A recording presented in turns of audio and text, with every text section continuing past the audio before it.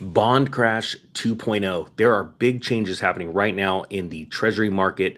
The government is doing something in the face of a lackluster. You know, it's crazy. We are witnessing the bond market melting down right before our eyes, and most people don't even understand how the bond market works. Quite frankly, it's always been a little confusing to me. The bond market always works inverse of markets, and right now, something that is so big, and I'm going to explain through this story out of Market Insider. It's so big of a deal. People still think, oh, the housing market's going to keep going up. Oh, the debt markets, or most people don't even understand what the debt markets are, what they involve. But everything's going to be fine. Everything's going to be okay. The president has a plan. The Federal Reserve has a plan. They know how serious this is. The bond market has moved completely apart of what the Federal Reserve was trying to do with interest rates. And it's accelerating and it's getting worse. Banks are taking massive losses on their bond portfolios. Something that used to be heralded as a safe haven is no longer a safe haven, because as rates keep going up, the value of those bonds, those securities, are going down. So here we go. Out of Market Insider, entitled, the story is called "Demand for Treasury Bonds is Showing Early Signs of Weakening as U.S. Plans to Increase Supply." Now, just so you know, this isn't something that just got cooked up yesterday. The weakening demand has been going on for quite some time. There are fewer and fewer foreign buyers of our government debt showing up. Our world has fractured officially into two sects. One being the Western civilizations, Europe, US, and Canada. The rest are the BRICS nations led by India, China, Russia, Brazil, South Africa. It is becoming so apparent that these countries are walking away from the dollar, including countries like Saudi Arabia. It is becoming more and more apparent through our treasury auctions. They do not want our currency. This is getting serious. Why?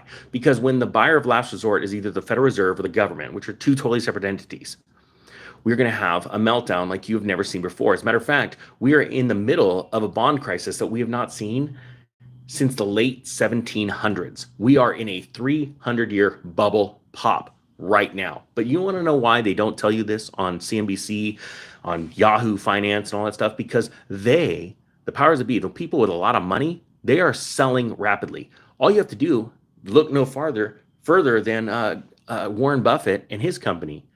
They are selling stocks hand over fist. Look at Jamie Dimon. First time ever he has sold any JP Morgan stock. Just so you know, there's a reason for this. This exact same scenario played out in 2006, 2007, but this time it's much worse. That's not doom and gloom, it's the truth. And for anyone that say, oh, you just spread fear, cool, I'm gonna buy your house. And hopefully a lot of people in this chat room will be doing that as well. Because if you're too blind to see it, well then, quite frankly, you don't deserve it. That's just how it works. Wealthy people, smart people, patient people take money from the impatient people. That's why rich people, if you take all their money, put them in the middle of a town, a couple years later, they're going to have all their money back because they know the game. And that's exactly what this is. But it's a very serious thing, because the more people get to a select few people that understand this game, it becomes more and more dangerous. It becomes more tyrannical. So that's what we're trying to stop here. If you like that message and it resonates with you, please hit the subscribe button. All right, here we go. So we're talking about treasury demand. It says here, demand for treasury bonds is starting to weaken among investors just as the federal government is increasing the supply of U.S. debt. Now, let me stop there and say that Janet Yellen has already been on record multiple times being 100% wrong. In 2017, when she was head of the Federal Reserve, she stated that in her lifetime, we will never see another banking collapse like we did in 2008. Well, guess what? Just this last spring, we already had a banking collapse that is on the magnitude of 2008 or a little bit greater than that already. And you'd probably think, well, why haven't we seen everything collapse? Well, it's because of the increase in money and the sloshing of that money that's going around. But it is drying up rapidly. To give you an idea, there used to be a day where the word trillion wasn't even in any of our vocabulary, let alone the thought of $1 trillion being created in a year. Well, now we just saw $1 trillion being created in 90 days. from July to September. And I believe sometime at the end of 2024 or 2025, we will be creating $1 trillion a month. Now, remember, I want you to understand this. That $1 trillion a month or quarter, whatever, that doesn't go into your pocket. That is buying up the wealth of nations right now. You are going to get poorer as inflation increases because of the sloshing of this money around. Inflation is a hidden tax, and the only way that you can fight it is start to learn about inflationary hedges and learn about this next cycle crash, because if you're not ready for it, you're going to miss it. It says the Treasury Borrowing Authority or Advisory Committee quarterly report to Secretary Janet Yellen on Wednesday noted the recent surge in U.S. bond yields and offered some explanation as strong, such as strong economic growth. Okay, I want to tell you this. These people are high on drugs if they think that I or you are going to believe this. Do you believe it? Do you believe that economic growth is high and that's why rates going up? I'm going to explain something that is so fundamentally basic when it comes to economics and the bond market. It's crazy. All right. When an entity like the US government wants to issue debt, right? It wants to borrow money from you. One way is it does it in the form of a bond. And it goes, hey, if you give me X amount of dollars, let's say you give me $10,000, I'm going to give you a rate of return. And depending on how long of that loan is, it's a 1-year loan, a 1-month loan, a 10-year loan, a 5-year loan, a 30-year loan. I'm going to give you a certain amount of interest. All right. Now we could talk about yield curves and how those play into effect and all that stuff, but let's just talk about just a straight bond, right? You give me $10,000, I'm the government. I'm going to give you that $10,000 back plus a certain amount of interest at the end. All right. Now, that all works great, and you're stoked because you're making a certain amount of a rate, even though it doesn't keep up with inflation. But at a certain point, when you start to question the ability for a government to pay back that money, what the government has to do is it has to entice you with higher rates. And that is exactly what's going on in the bond market. Issuers of debt, whether it be governments or corporations, are saying, okay, nobody's showing up. We're offering X amount. Let's say we're offering 5%. And not that many people are showing up. And not all of the bonds that we want to issue are filled with buyers. Then that means we have to offer a little bit more and a little bit more. And the market does this through a trading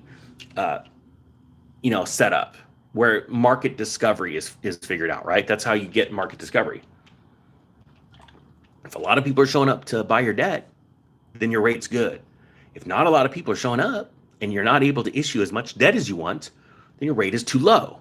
Okay. And this spirals out of proportion, goes up to the upside. Hopefully some people are getting this right now, because you need to realize how serious this is. So these are lies. So when somebody tells an entity like the Treasury Borrowing Advisory Committee goes to Janet Yellen, and this is all propaganda. Janet Yellen knows how this works, just, she's worked for the Federal Reserve since she was like in high school, pretty much in the early mid 70s. Point being is that when they say, well, we believe this surge in bond yields, that the government has to pay higher rates for, is because of strong economic growth, that people are just crushing it so much that they just want to give the government their money. That's actually not true, because if people were crushing it and they wanted to give the government money and there were more buyers than sellers of bonds, then rates would go down. That's what happens usually in panic scenarios. However, right now, the bond market is not a safe haven. The reason why is because if you put your money in bonds and the rates go higher, then your bond becomes worth less. That's how it works. It's very simple. But see, for decades, if not centuries, bankers have tried to confuse you by showing you how difficult this is and just leave the money management to us. The reason why is because when they make $1 of profit on your money, they give you back about 5 cents. How does that feel? It's called fractional reserve banking. Sorry, I digress, but I think people need to understand how serious this is. So they say that it's because of such strong economic growth, a tight labor market, and expectations for future central bank policy. It also flagged the view that there's a growing supply and demand imbalance for treasuries amid ballooning deficits and the Federal Reserve's balance sheet reductions. That's true. Demand for U.S. treasuries may have softened among several traditional buyers. Okay, let's talk about that. So this is the truth. They say demand, but they put it so nicely. They say, well, the reason why yields are going up, Janet, is it could be because demand for U.S. treasuries or government debt may be softening. Yeah, it's like a guy talking. It's softened. It's just softened. It's still useful. The bond market's still useful. It's just soft. Among several traditional buyers. Okay, let me explain who those traditional buyers are. Those are other governments from around the world. They do not want our dollar. They want to get rid of the dollar. They want to see the dollar go away as a world reserve currency. This is muy bad, very bad. How's gold feeling now? It says the rising US dollar may also pressure some foreign central banks to sell treasury bonds to help prop up their currencies, the report added. Well, this is true because we've been reporting on that. Japan, one of the largest holders, if not the largest holder of US treasuries, has stated that as their yen keeps collapsing versus the dollar, they need to sell dollars to buy yen to be a buyer in the yen market to prop it up, because they want to pull that yen out of circulation so that it doesn't have so much sloshing around and it causes less yen to be out there. The yen gets more valuable, especially if people think that the government's not going to sell its own yen. It says treasury auctions continue to be, this is a direct quote from their report, treasury auctions continue to be consistently oversubscribed. But there may be some early evidence of waning demand. All right. Let me tell you that you're probably more than likely 4 years from now in the future going to spend money at a movie theater where they have this action thriller about an economic collapse, and you're going to find out that some of the buyers of these government securities were essentially the government themselves trying to produce fake demand. I can't tell you that for certain, but I'm just got a weird feeling. Type 1 if you agree, that you're going to find out that the government was trying to prop up markets right now as everything's teetering, because there are special individuals that not only work for the government in Congress and wealthy people that are trying to get out and exit as fast as they can. This is really how this kind of stuff works. I lived through the stock bubble of the .coms. I sold most of my portfolio, went into bonds in right before the .com crash. I also sold most of my homes, like 90% of them, 95% of them, in 2006. I've seen these happen before. The sad thing is there's not a lot of people in the finance space in YouTube that actually, or social media at all, that have any experience in this. They've only experienced this growth phase, essentially the roaring 20s, but it was the roaring 2012 to 2022 era. And so they're touting all this money they made when money was essentially free, especially for banks. And so now we're going back to the norm, and the norm is going to create massive pain and massive opportunity. But as we see the bond market crash, again, a 300-year bubble that's popped now. It is officially popped. 3 years of consecutive losses. We've not seen that since the 1787, or around then. This is an amazing time. They say here in the report, while there is still reasonable demand, they're using, see, this is wordsmithing at its best. There's reasonable demand. There's not.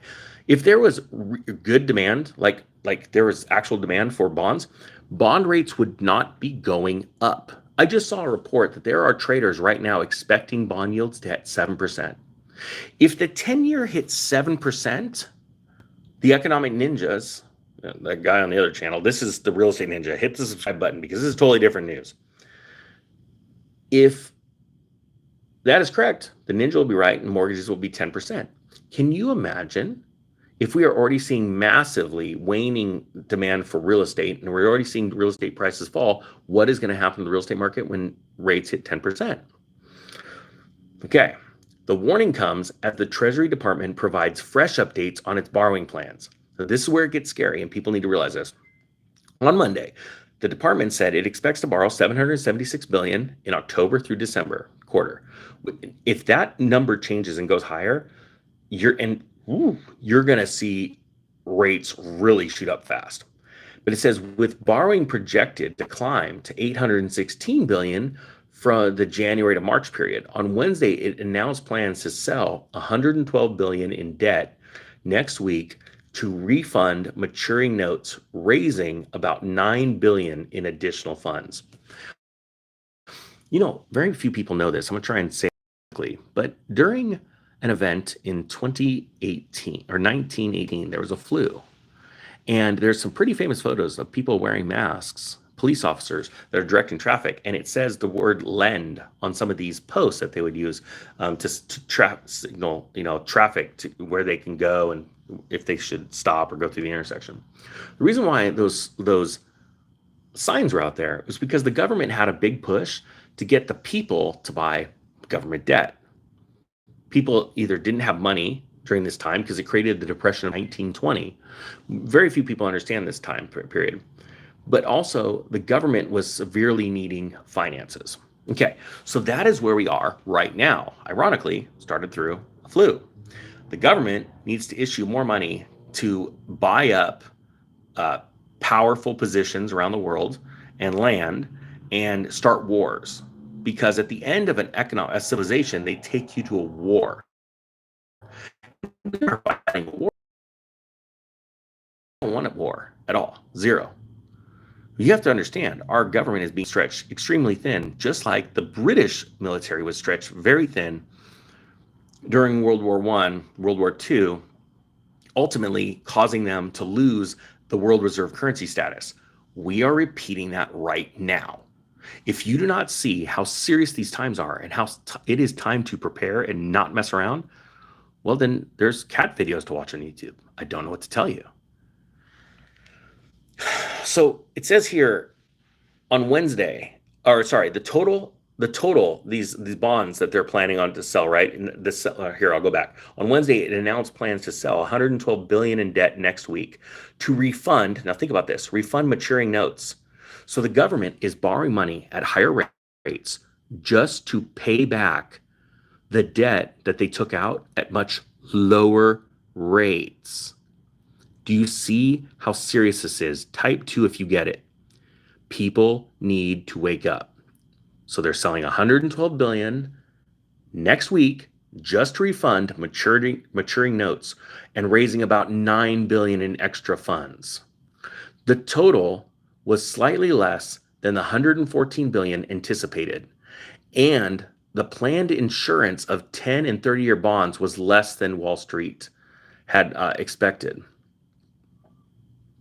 The 30-year yield moved down from the 5% range after breaching that threshold last week. In August, the Treasury raised auction sizes for the first time in years, contributing to the massive bond market retreat that sent yields soaring, because they're proving to the American public the government is straight up, flat out broke. This isn't a joke. If you are planning on living on Social Security, you need to start right now thinking about a side hustle. You need to start thinking about building a business. I don't care if you're 50. I don't care if you're 60. I don't care if you're 70. There have been people that have amassed fortunes in the last third years of their lives. I believe in you. The problem is, do you believe in yourself?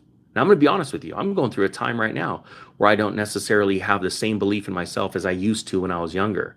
And I'm going through that as well. But at a certain point in our life, we either have to grab opportunity or just walk away and quit.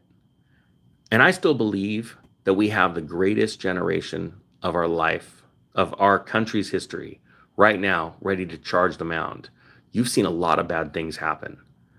And who else is going to teach the younger generations